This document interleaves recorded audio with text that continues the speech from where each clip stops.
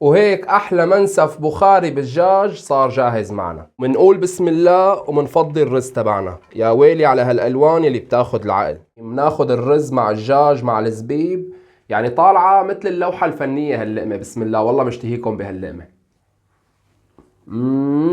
أسهل طريقة ممكن تعملوا فيها رز البخاري بالبيت ويطلع معكم أطيب من الجاهز. شرفوا معي. نحن اليوم رح نساويه بالدجاج. في عندي دجاجة كاملة، هلا بدي أقطعها وشلحها من الجلد وبعدين بنغسلها وبنعقمها بالخل مثل العادة.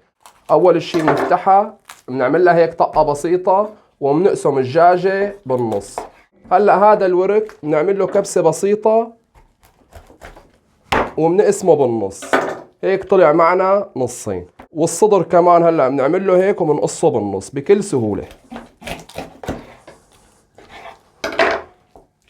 هلا بعد ما شلحنا الدجاجة من جلدها، شوفوا ما شاء الله طالعة مثل لحم الأرانب. ملاحظة إذا في عنا فرن بس بنشوحها على الغاز وبعدين بنعطيها لون بالفرن، يعني ما في داعي نقيم الجلد منها. هلا بنغسل الدجاجة كتير منيح وبعدين بنعقمها بالخل. هلا بنحط لها شوية خل أبيض وبنكمل باقي الخطوات. بدنا ننقع كيلو رز، أنا عم بستخدم الحبة الطويلة، الرز القصير ما بيشتغل. بسم الله الرحمن الرحيم.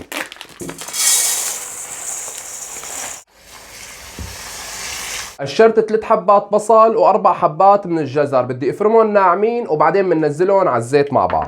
كل ما افرم بصل بينزلوا دموعي. هلا صفينا الدجاج كتير منيح وحطينا الزيت على النار. لازم تكون كمية الزيت كتير شوي لانه بدنا نقلي لسه البصل والجزر وكل المكونات. هلا خلونا نسمي بالله وننزل الدجاج على الزيت تبعنا. بسم الله الرحمن الرحيم. لك يا ويلي على هالمناظر اللي ما بترحم. شايفين ما شاء الله لون الدجاج بياخد العقل. هلا بدي خليه لحتى ياخد اللون الذهبي 100%. هلا بنقيم الدجاج بنحطه على جنب وبعدين بنقلي الخضرة اللي فرمناها. اهم شي الدجاج ياخد هذا اللون معكم لانه نحن ما بدنا نستخدم الفرن. هلا بنحط طنجرة على الغاز وبنطبق الخضرة كلها مع بعض وبندهنه سقيله. بدنا نحط من نفس الزيت يلي زاد معنا. بسم الله الرحمن الرحيم. منفضي كمية ومنخلي كمية لحتى ما يطلع الزيت زايد معنا ومنسمي بالله.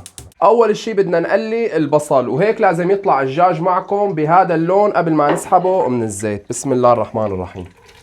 شايفين 100%. هلا بننزل الجزر فوق البصل. هلا بعد ما داب الجزر بننزل عليهم 4 حبات بندورة مفرومين ناعمين. انا عم بستخدم البندورة الجاهزة. بسم الله الرحمن الرحيم. وبضيف عليهم معلقتين كبار دبس بندورة، هي 1 وهي 2. وهلا بنعمل لهم تقليبة.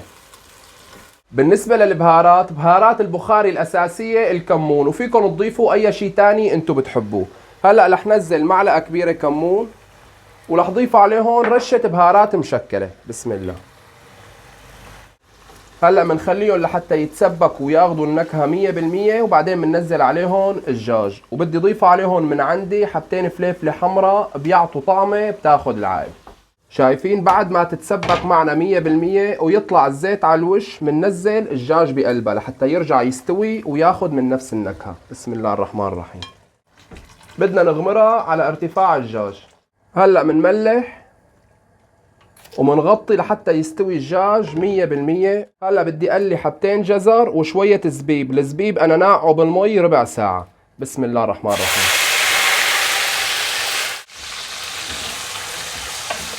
منقليهم لحتى يدبلوا 100%. وهيك الجزر والزبيب استوى معنا. شوفوا ما شاء الله على هالمنظر اللي بياخد العقل. هلا بنصفيهم من الزيت وبنحطهم بصحن. بسم الله الرحمن الرحيم. روايح ما بتنوصف. تسبك الدجاج واستوى 100%. هلا بنطالعه بنحطهم على جنب وبننزل الرز. طبعا الرز لازم نكون مصفينه 100%، ما بدي يكون فيه ولا نقطة مي. بسم الله. هلا بنعدل المي تبعه، لازم المي تكون غامرة الرز 100%. ما بدنا نغطي الرز فورا لحتى يطلع ناجح و100%.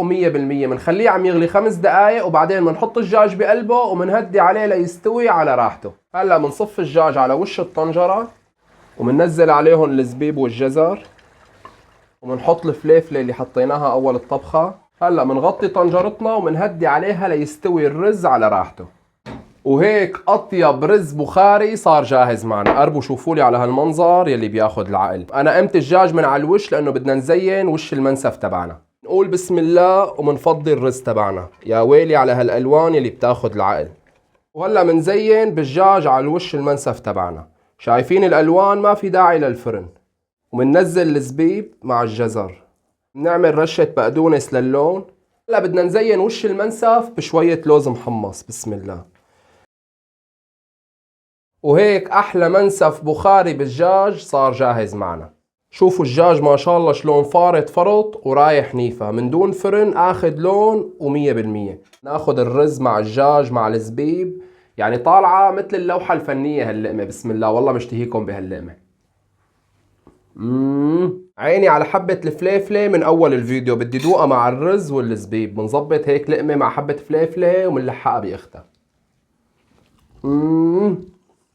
هي الأكلة بدها قعدة. وانتو اخواتي مثل العادة اذا عجبكم الفيديو ما تنسوا تظبطوا لنا وضعه بلايك. وكان معكم الشيف علي، تحياتي لكم.